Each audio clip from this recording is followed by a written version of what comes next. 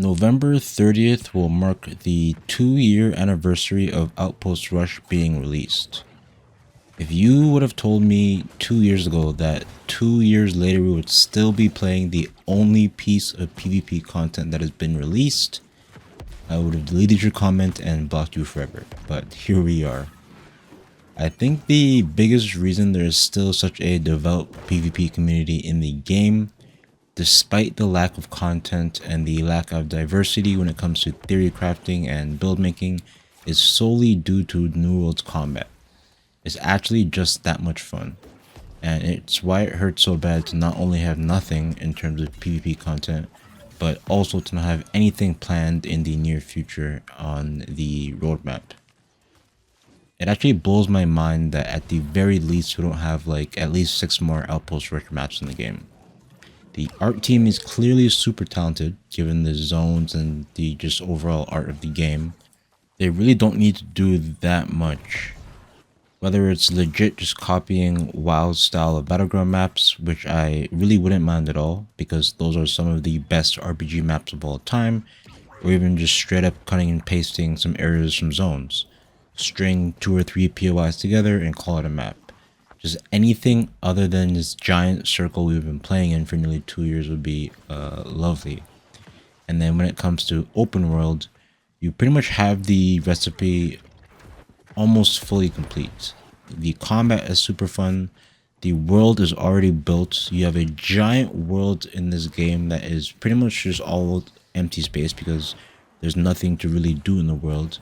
You just need to give us incentives to be out there doing things. And when it comes to PvP, it's literally as simple as making zones or POIs that are literally flag only.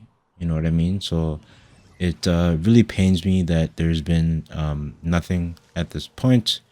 But enough ranting though. As I mentioned earlier, New World combat really is that good. And whenever you can find some open world PvP really anywhere in the game, it usually is a pretty good time. I don't usually go to forts whenever I'm looking for PvP because I usually prefer small scale and I'm looking for that, and it's usually a lot harder to find small scale PvP at forts. But for whatever reason, I decided to go this night, and we kind of forced the small scale to happen. And we did end up getting into a couple of cool fights here and there. The thing that kind of made it possible was the purples here that were attacking actually were willing to PvP for a bit and actually decided to reinforce and continue the fight, which allowed me to kind of catch their group off guard before they got into the rest of our Zerg, which was really, really nice. But as you saw there, we have a pretty big yellow force here. Purple, as you're going to see, has some pretty decent numbers as well, but seems like yellow has the better PvPers out here tonight, excuse me. So we're going to get into a bit of a brawl here, as you're going to see, as purple does try to attack the fort a couple of times. Honestly, I'm not opposed to the idea of like larger scale PvP. Small scale is definitely my favorite and what I've been primarily doing like my majority of time gaming. But when it comes to like larger scale PvP, I'm definitely open to the idea, assuming that like, you know, most of my friends are like all playing the same game. But there's just something about knowing that it's my actions that are resulting in the defeat or the victory of combat, and not just who has a bigger Zerg. I don't know what it is. Even 1v1s are kind of like, depending on the game, they can be fun. So like fighting games or like Souls-like games, 1v1s or the ideas of that can be fun. But when it comes to MMOs, just any form of small scale, usually 1vx stuff is what I usually enjoyed the most. But we brawl for a bit until purple gets wiped here. And then I'm going to go ahead and see if I can pull some players outside. Great Sword, honestly, since its release, has felt buggy with certain abilities and not being able to dodge them properly. But especially now with this patch, Skyward just feels like if they're right on top of you, it's literally impossible to dodge. And we have a great sword and a couple of range users on us. We're going to go ahead and see if we can just pull a couple of them away. We do land some damage, but you see we dodge and then evade the great sword and just take the damage from all the hits of it and just get taken out there. But we're going to go ahead and see if we can make our way back and find some fights. You can see there's still quite a few purples here. So there is a lot of people in the zone here tonight, which is pretty fun. It's in these fights coming up though that really make me just want any form of PvP content in the game, whether it's open world or OPR related. But we're back at the fort here. We're gonna go ahead and see if we can again just try and pull anybody away from the main Zerg and find ourselves a smaller fight. So we just start lobbing over some heavy attacks and fireballs, and we get a mage to go ahead and look over at us, and it's only going to take a matter of time here before we can get them to close in on us. I just need to make sure that I don't get too low myself. I'm trying to prioritize dodging rather than hitting people, especially as we're going to get multiple targets on us most likely. But it does look like it's only one, and we do get this target pretty low, so we go in with the flesh on the rapier to see if we can go in for a kill. Get them at very, very low. We get able to pop the entomb. Our pillar does whiff there, but we're going to go ahead again and try to apply some pressure with the rapier. And as soon as we do, you see we just get a chunk of purples who kind of just turn and look at us. So we kind of just run and make our way back into the keep here, because that is instant death. But I'm just going to wait a second or two here and just make my way back out, because it usually only takes a second or two for these to kind of lose their attention. But looks like we find another player here. Looks like it's a different mage than before. We're going to go ahead and look for the 1v1. Again, land some damage with the fire staff, and then we transition to that rapier. Find ourselves a lot of damage, but much faster this time. The rest of the Zerg kind of finds their way. I'm trying to do what I can to see if I can find a kill before they get there. But the healers start healing, and then it looks like a lot of range pressure is going to start showing up. So we start to make our way down into the forest a little bit. Use that mobility to just kind of keep our distance from the rest of the main Zerg. Using things like trees here is going to be really, really helpful for helping you dodge all of the range attacks. And then it's just going to be down to you to make sure that you do your job of spacing out your dodges to make sure you don't get caught in gravels and stuff like that. So you see that we do end up making it out of that gravel and that pressure, and then we only left to a single bruiser. Land the parry on their stun, get a lot of damage in there with the backstab and the follow-up. Do a pretty good job of dodging that gravel, and at this point here we pretty much have the win. If the bruiser can't catch us in the beginning of the fight and pretty much bursts us right away, this build just counters the bruiser archetype so much, because we have a lot of close-up melee damage, as you can see right there, as we close in and get the kill. But we also have the most mobility in the game, so we can constantly kite. And before even we were able to keep up range pressure, but especially now we can pretty much straight up kill people with our fire staff. So if you don't catch a rapier fire staff user right away as a bruiser, it's usually not a fun time. And as you see, we catch another tank who's kind of straggling there from the end of the fight. But just being an assassin here, out on these outskirts of the fight, looking for the kind of prime targets, healers, and tanks of that sort. You can see there's two green players up there kind of watching the fight. But it's stuff like this that I really, really enjoy. Not being a part of the main Zerg necessarily, but doing what I can from the outside to still support that main Zerg. But we're going to go ahead and make our way back into the keep here. It looks like the yellows have wiped them again. They are at the main gate though, because you can get camps pretty close. And me and one other yellow are going to go ahead and run out there. The purples do end up splitting up, which is really, really good for us, as they are not going to be able to combine their DPS to take us down too quickly. And I go ahead and burn out towards the smaller group on the left side here. But as soon as I do, they kind of retreat back into the formation of their Zerg. And we do end up getting one player on us with a pretty interesting Void Gauntlet and Rapier build. It is using the tether. As he goes in for the Void Blade attacks, I do land the parry and land an attack, but he is ready for it with a parry of his own. So we're going to go ahead and trade some attacks at range. And I'm just going to try to figure out what exactly his build is. He does land the tether again. I try to go for that parry again, but he is aware of it this time and does a pretty good job of avoiding it. We just use that burnout just to break that tether and get some distance.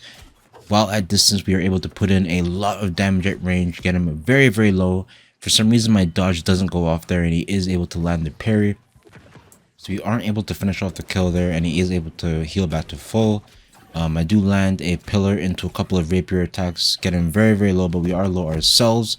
Get stuck in the camp there, and we do go down. Very, very nice first fight. Fortunately, though, this is my camp, so we respawn right back there, and then we try to go for a second fight. It does look like they are down for a second fight. Lands the tether again. It's a very hard ability to see, so it's going to be hard to dodge. So I'm just going to go ahead and see if I can dodge the attacks while I can. A lot of ints is going to make that Void Blade definitely hurt. So I don't want to take too many attacks for that, but we're able to put in a lot of attacks in that evade combo there. Get them very, very low, but they land the tether again. So I just want to go ahead and see if I can make some space once more. We land the parry this time though. Land a really, really nice heavy attack, but he puts up the parry for the second hit. Just barely missed the pillar as well. This is a really, really crazy back and forth rapier fight here, which is really, really fun. I try to go for another parry again, but he's able to read me this time, and he doesn't actually fall for it. But we go in for a couple of attacks into a flush. He does land a parry though. We just barely proc our parry after we get stunned and turn around to get the other part of the flush, land a beautiful stun, and then get our revenge. But really, really good fights that player there. Some really fun fights. The last little scrap that we're able to get into though while we're here is with the purples again, kind of just harassing some yellows on top of the keep. And we're going to go ahead and see if we can find a kill here. But you can see one of the archers kind of looks at me. We immediately take 2 shots to the face and are forced to retreat because bows definitely still hurt this patch. We kind of just make our way around this little barricade and regenerate some health. And foolishly, I go and pick a fight with 2 bows this time instead of 1. Try to go in for a pillar there, but we're not close enough. We are getting some assistance from a bow player though, so I try to see if I can land a fireball to get the kill there.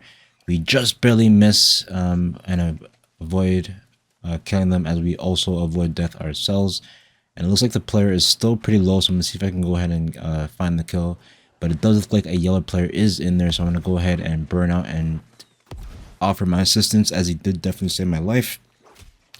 And it looks like his back weapon is Hatchet, so we're going to go ahead and jump onto this player here.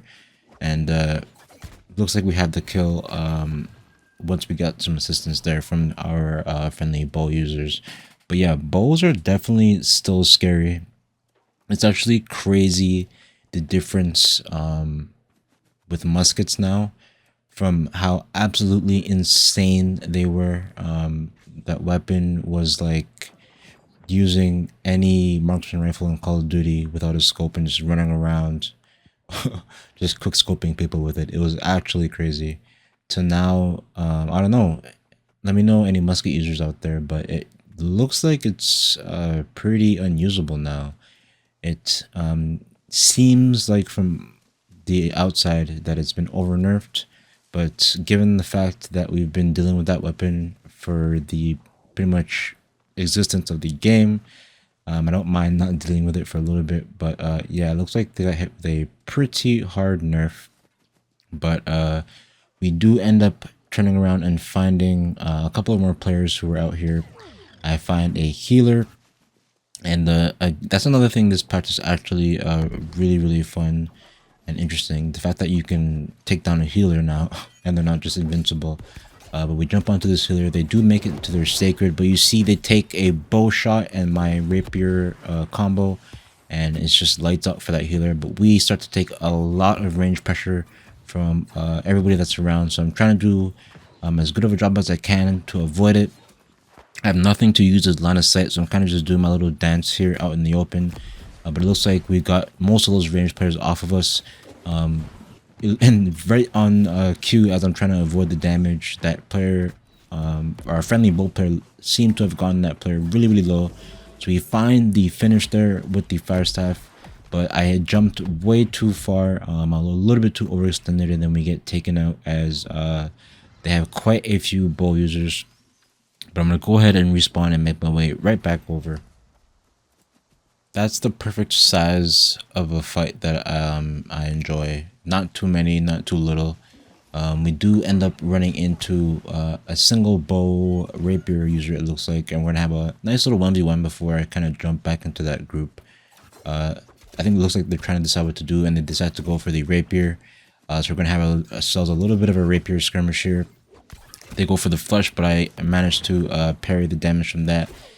We both switch to our range weapons, and we both try to go for a little bit of damage, but we both avoid most of that. I start to land a lot of damage with my fire staff though, and as soon as they land the parry, we were able to finish them off and get a really nice kill there. But we're gonna go ahead and make our way back over to the group. It looks like there is quite a few more players out here now, so I'm gonna go ahead and make my way to the left side away from my Zerg. And try to be a nuisance from the back if I can. I need to just make sure I don't get bopped by these bow players, because it looks like they're running like 5-con builds or something, because they are really, really hurting right now. So I go ahead and make my way to the far wing here, find these two players who are kind of by themselves. We kind of like square off for a second there, but then all of the ranged attacks from both of our sides start kind of flying in, so then we both retreat. But I do spot the healer in the back there, so I'm going to go ahead and try to focus down the healer if I can. Parry beats parry now, if you didn't know. So if you attack somebody who has used parry and then parry that, you will actually win the exchange. But he ends up dodging out and ends up making his way back into the Zerg. And it looks like they got a nice little spread here, but they are kind of moving out into open field, which is going to be kind of good and bad for us. See, I take a lot of damage there from those bow users. I do manage to catch a heal from one of our healers, but I need to watch out to not make sure I get clocked too many times. But I am going to see if I can use the strength of my build here, which is mobility, and try to make my way all the way to the back line here and disrupt them, because those bow users and the healers are making it really, really hard. So I'm going to go for a burnout. It looks like something kind of roots me there for a second. So it kind of cancels like half of my burnout, but we're still going to go ahead and see if we can do the same thing and make it to the back. We're going to throw out some fire spells while we're making our advance. I again go for a burnout, but I'm trying to not just run straight into them to make sure I don't just die. But you see, I'm able to throw in and land a couple of fire spells back to back onto this healer, get them very, very low, and I'm also managing to avoid this bow user who is behind me. We follow up with a burnout, we land the actual burnout portion on them, get some decent amount of damage. I pop my stone form, go for that evade combo on the rapier, and we were able to take out the healer from all the way behind their Zerg. It looks like the rest of the people in the fight have just kind of started fighting the rest of my Zerg. I jump in on the remaining bow player. He lands the first part of that flurry, gets me very low. We parry the flourish and finish though, and get a really, really nice finish on him for a nice little cleanup on that little advance on that Zerg. Actually, just a fun, enjoyable fight. But yeah, that's going to be all for this video. As always, thank you all so much for watching, and have a great day.